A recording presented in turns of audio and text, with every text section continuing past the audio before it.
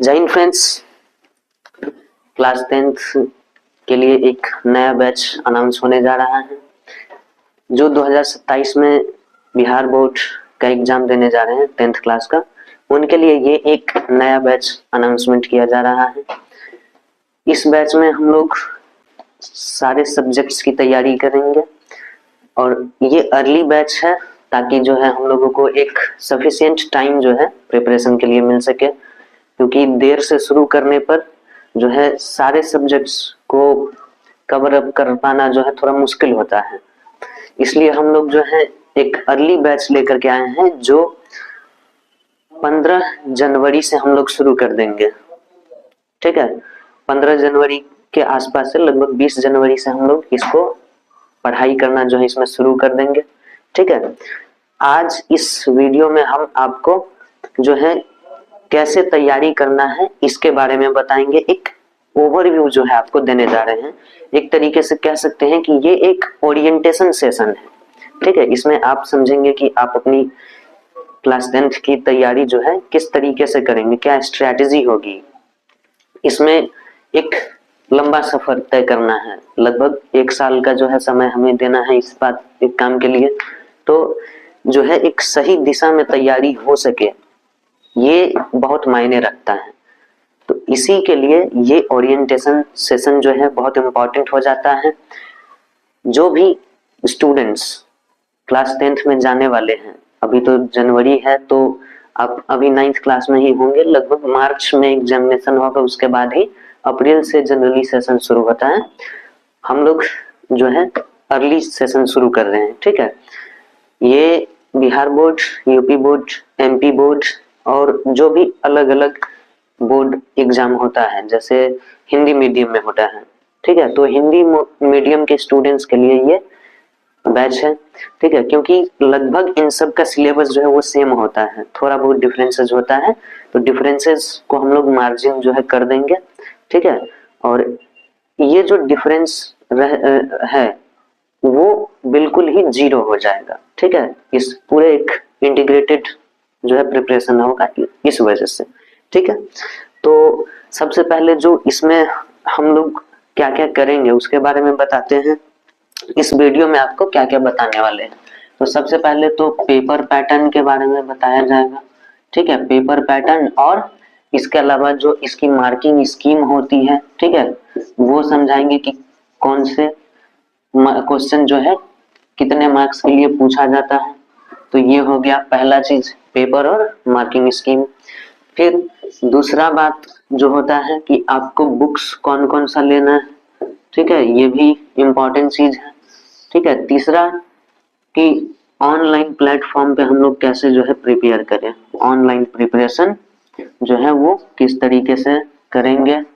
ठीक है, ये और चौथा जो सबसे इम्पोर्टेंट चीज होता है वो होता है पीवाईक्यूज। ठीक है, पीवाईक्यूज जो है हम कहाँ से प्राप्त कर सकते हैं एनालिसिस के लिए, ताकि हम लोग सेल्फ इम्प्रूवमेंट के लिए जो है काम कर सके, उसको देखेंगे। ठीक है, इसके बाद जो है हम आपको इसी वीडियो में रूटीन भी जो है बताएंगे। ठीक है, जो हम लोग इस चैनल पर जो है फॉलो करने जा रहे हैं। ठीक है, तो पहले पार्ट से हम लोग शुरू करते हैं, ध्यान से इसको सुनिए और कुछ जो इम्पोर्टेंट पॉइंट्स हम बताएंगे उसको नोट भी कर लीजिएगा। ठीक है, टोटल 6 पेपर आपको देने होते हैं, जिसमें से 5 के जो है मार्क्स जो है 500 में ऐड किया जाता है, जबकि इंग्लिश का जो पेपर होता है वो कंपलसरी है, बट उसकी मार्क्स जो है आपको एडिशनल पेपर के रूप में दिखाई देता है। ठीक है, उसको 500 का जो टोटल मार्क्स होता है उसमें ऐड नहीं किया जाता है।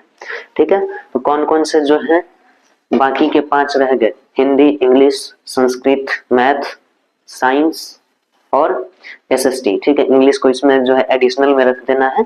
ठीक है, बाकी जो 5 रह गए वो आपको 500 जो है उसमें ऐड किए जाएंगे।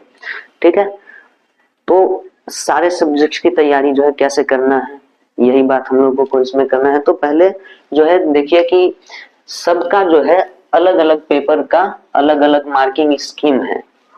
ठीक है, जैसे मैथ्स के लिए बात करें तो मैथ्स में आपको 100 मार्क्स का जो है पेपर होगा।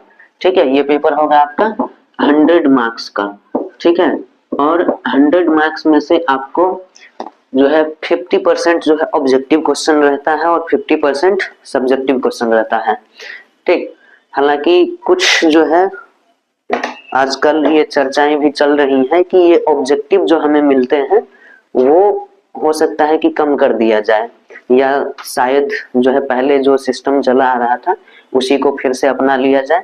पर फिलहाल इस बात पर जो है एक ठोस निर्णय नहीं हो पाया है। बिहार बोर्ड के चेयरमैन जो श्री आनंद किशोर सर हैं, उन्होंने इस बारे में अभी तक कोई भी अपडेट नहीं दिया है। तो जब भी अपडेट आएगा उसके बारे में भी चर्चा करेंगे। पर ये चर्चाएं भी आजकल जो है तेजी से चल रही हैं, ठीक है। लेकिन हम लोगों को जो है ये मान के चलना है कि जब तक नोटिस आ नहीं जाता तब तक कोई भी चेंज नहीं हो रहा है, ठीक। तो ऑब्जेक्टिव्स भी अभी हैं ही, तो 50% ऑब्जेक्टिव मिल जाएगा। और अब बात करें हम लोग हिंदी और संस्कृत का, ठीक है, हिंदी और संस्कृत, तो इसमें भी हम लोगों को 100 मार्क्स का रह जाता है, ठीक है। इसमें भी हिंदी का भी 100 और इसका भी 100, तो ये 200 मार्क्स का हो जाएगा, ठीक है। क्योंकि ये 50% जो है ऑब्जेक्टिव इसमें भी होते हैं, ठीक। अब रह गई बात सोशल साइंस और साइंस के लिए। तो साइंस के लिए और एसएसटी जो सोशल स्टडीज यानी कि सोशल साइंस है, इसके लिए पेपर पैटर्न थोड़ा सा अलग होता है, ठीक है। यहाँ जो 3 पेपर्स है, मैथ, हिंदी, संस्कृत, इनके लिए आपको समय जो है मिलता है 3 घंटा 15 मिनट, ठीक है।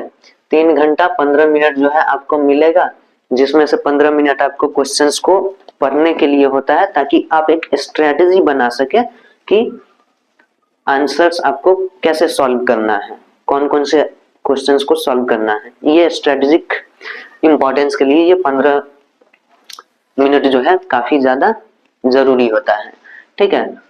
अब इसके बाद ये रहा, तो इसमें 2 घंटा 45 मिनट का समय रहेगा आपके पास, ठीक है। जिसमें से 2 तरीके से जो है आपको मार्किंग होती है। 80 मार्क्स का जो है थ्योरी का पेपर होता है, जो कि आपको सेंटर पे एग्जाम होगा उसमें रहेगा, ठीक है। और 20 मार्क्स जो है वो प्रैक्टिकल से मिलता है, दोनों में ही 20 मार्क्स प्रैक्टिकल में मिलता है, एसएसटी और साइंस दोनों में ही, ठीक है। तो 80 मार्क्स का ही एग्जाम आपको बोर्ड के लिए जो थ्योरिटिकल पेपर होगा उसमें देना होगा, और प्रैक्टिकल जो है वो स्कूल में ही हो जाता है, ठीक है। ये हुआ। इसमें भी 50% यानी कि 40 जो है ऑब्जेक्टिव रहते हैं, ठीक है, 40 ऑब्जेक्टिव रहते हैं।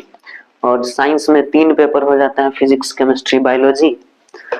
और जो एसएसटी है उसमें कौन कौन से हो जाएंगे, हिस्ट्री, पॉलिटिकल साइंस जिसको सिविक्स भी कहते हैं, ठीक है, पॉलिटिकल साइंस हो गया, ज्योग्राफी, इकोनॉमिक्स।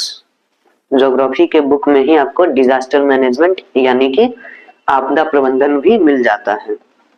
तो ये होगा पेपर और मार्किंग स्कीम जो है आप समझ चुके हैं। इसके अलावा जो बुक्स की बात करें तो कौन कौन से बुक्स लेने हैं आपको, सारे बुक्स जो है वो एससीईआरटी का ही लेना है, यानी कि एनसीईआरटी का जो बुक आता है, बिहार बोर्ड का जो अपना बुक आता है एससीईआरटी करके, एनसीईआरटी उसको भी बोल सकते हैं, ठीक है। तो वही लेना है। बस आपको फिजिक्स, केमिस्ट्री और बायोलॉजी, फिजिक्स, केमिस्ट्री और बायोलॉजी, ये जो 3 बुक हैं ये आपको भारती भवन का लेना है, ये लेना है भारती भवन का, ठीक है, भारती भवन के लिए, ठीक है। हो गया, इतना से काफी है। तो ये हुआ भारती भवन के लिए, केवल 3 ही बुक लेना है, फिजिक्स, केमिस्ट्री, बायोलॉजी, ठीक है। बाकी तो एससीईआरटी का ही बुक रहेगा, ठीक। अब आगे बढ़ते हैं हम लोग कि ऑनलाइन कैसे प्रिपरेशन कर सकते हैं। तो अभी जो है रिसोर्सेज ऑनलाइन में भी बहुत सारे अवेलेबल हैं, बहुत सारे चैनल ऑलरेडी जो है वर्क कर रहे हैं, हम भी इसमें वर्क कर रहे हैं। इसके अलावा आप जो है ऑनलाइन जो है कैसे बेहतर कर सकते हैं, ये जो है यहाँ पर सजेस्ट कर रहे हैं हम। तो इसमें ऑनलाइन का मेरा मतलब सिर्फ यूट्यूब से नहीं है, ठीक है। यूट्यूब पर तो हम लोग जो है रहेंगे ही, यहाँ से काम करेंगे, लेकिन आप को जो हम पढ़ाएंगे वो तो यूट्यूब पे रहेगा, लेकिन आपको जो पीवाईक्यूज वगैरह निकालने हैं उसको कैसे ऑनलाइन आप खोज सकते हैं पीवाईक्यू, वो तरीका जो है यहाँ पर हम बताने जा रहे हैं। जैसे कि एआई टूल्स आजकल खूब प्रचलन में है, चैट जीपीटी, परप्लेक्सिटी, जेमिनाई, ये सब अलग अलग तरह के एआई टूल्स भी जो है प्रचलन में आजकल बढ़ रहा है। तो उसके जरिए भी आप जो है इसमें बेहतर तरीके से जो है टॉपिक वाइज आप पीवाईक्यू निकाल सकते हैं, ठीक है। तो ये पीवाईक्यूज यहाँ पर जो है हम इसमें लिखे हुए हैं ऑलरेडी, ठीक है। तो ये सब का यूज करना भी हम जैसे जैसे पढ़ाते जाएंगे वैसे वैसे आपको समझाते जाएंगे कि तरीका किस तरीके से करना है, अपनाना है, ठीक है। क्योंकि जब ऑनलाइन आप सर्च करोगे तो सर्च कुछ करोगे और मिलता कुछ है, तो सही तरीके से कैसे खोजना है किसी भी मटेरियल को, खास करके एआई टूल से कैसे जो है एक सही तरीके से मटेरियल जो है प्रिपेयर कराएं, इसके लिए प्रॉम्प्टिंग जो है बहुत जरूरी होता है। तो प्रॉम्प्टिंग लिखना जो है वो सीखना पड़ेगा, तो उसका तरीका हम बताएंगे, ठीक है। उसके बाद जो है लास्ट जो है इस वीडियो का पार्ट आता है आपको, वो है रूटीन का, ठीक है। तो रूटीन जो है हम इसमें ऑलरेडी लिखे हुए हैं, ठीक है। तो इसमें जो है यहाँ पर रूटीन लिखा हुआ है मंडे से लेकर के सैटरडे का, ठीक है। इसको हम जो है एक पीडीएफ बना करके अपलोड कर दे रहे हैं, ठीक है। पोस्ट जो है यूट्यूब पर ही मिल जाएगा आपको पोस्ट इसका, वहां से आप इसको रूटीन देख लीजिए और नोट कर लीजिए, ठीक है। क्योंकि इसी रूटीन के हिसाब से जो है यूट्यूब पर हमारी क्लासेज होंगी, ठीक है। पहले हम लोग हिस्ट्री से ही शुरुआत करेंगे, फिलहाल तो हम लोग हिस्ट्री का कोई क्लास कर नहीं रहे हैं अभी, लेकिन शुरुआत हम लोगों का हिस्ट्री से ही होगा और ये जो रूटीन है उसके बेसिस पे ही हम लोग काम करेंगे, ठीक। तो इसमें जो है सबसे ज्यादा जरूरी होगा इस पूरे प्रोसेस में टॉपिक्स को समझना, ठीक है, पढ़कर समझना, उसको अपने शब्दों में लिखना और उसको एनालिसिस करके पीवाईक्यूज को प्रैक्टिस करना। शुरू से ही पीवाईक्यूज हम लोग प्रैक्टिस करते चलेंगे ताकि जो है हम अपने आप को एनालाइज कर पाए कि जो पढ़ रहे हैं वो तैयारी को बेहतर बना रहा है या नहीं। ये सबसे ज्यादा इंपॉर्टेंट होता है। पीवाईक्यूज को जब आप अटेम्प्ट करते हो तो उससे आपको आपकी वीकनेस और स्ट्रेंथ का पता चल जाता है। ये आपको हेल्प करेगा कि कौन से पार्ट पे आपको ज्यादा काम करना है, जहां से क्वेश्चंस बनाने में आपको दिक्कत महसूस हो रही है, जाहिर सी बात है उस पोर्शन पर आपको ज्यादा ध्यान देने की जरूरत है, तो उस पर ज्यादा मेहनत करके उसको सुधारना है। सेल्फ इम्प्रूवमेंट जो है बहुत ज्यादा जरूरी होता है, ठीक है। तो इस वीडियो की पूरी जो है साइक्नोसिस नोट्स जो है आपको हमेशा जो है डिस्क्रिप्शन में लिंक्स के थ्रू मिलता रहेगा, ठीक है। आप चाहे तो इसे टेलीग्राम से भी डाउनलोड कर सकते हैं, टेलीग्राम चैनल का भी लिंक डिस्क्रिप्शन में हम आपको दे देंगे, वहां से जो है आप ये नोट्स डाउनलोड कर सकते हैं, ठीक है। इस चैनल पर आपको जो है फ्री ऑफ कॉस्ट मटेरियल जो है मिलने जा रहा है, क्योंकि अभी तक जो है आप देखेंगे बहुत सारे चैनल्स हैं जो अच्छा काम कर रहे हैं, लेकिन उसमें आपको पेड वर्जन जो है लेना पड़ेगा, कोर्सेज पेड होते हैं ज्यादातर, है ना। और आपको हो सकता है कि पे करने में कैपेबल ना हो, तो उसके लिए जो है ये फ्री ऑफ कॉस्ट ही रहेगा, इस पे बिल्कुल भी आपको कॉस्ट देने की जरूरत नहीं पड़ेगी। तो मिलते हैं हम लोग फिर अगली क्लास में, शुरुआत करेंगे हम लोग। फिलहाल एक लाइन में मैं आपसे कहना चाहूंगा कि इतिहास का एक शख्स है जिसने कहा था कि यदि बदलाव आवश्यक हो जाए तब उसे निर्देशित किया जाना चाहिए, ठीक है। मतलब कि अगर कोई भी बदलाव होना ही है तो उसको मजबूरी में क्यों देखना कि ये बदलाव हो रहा है, उसको अपनी शर्तों पर मोड़ लेना चाहिए। ये जो है उस व्यक्ति ने कहा था। ये किसने कहा था ये जो है आपको पता करना है और कमेंट में लिख करके जाना है थैंक यू।